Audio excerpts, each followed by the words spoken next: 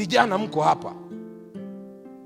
hapa vijana, Mungu amewapatia nguvu, afya na akili.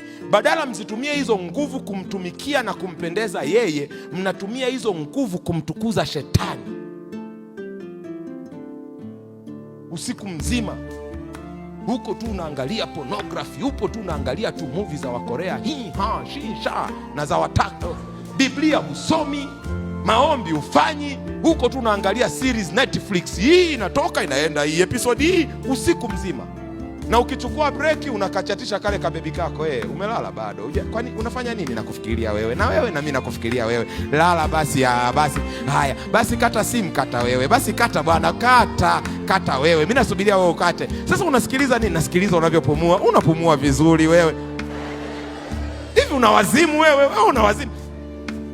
Na usiku mzima huko hapo tu unasikiliza, napumua, unapumua. Kata.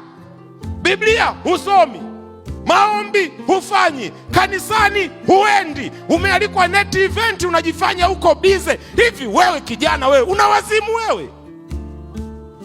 Mhubiri 9:3 nasema mwanadamu aliyepewa uhai anatakiwa kuutumia uhai wake kumtukuza Mungu.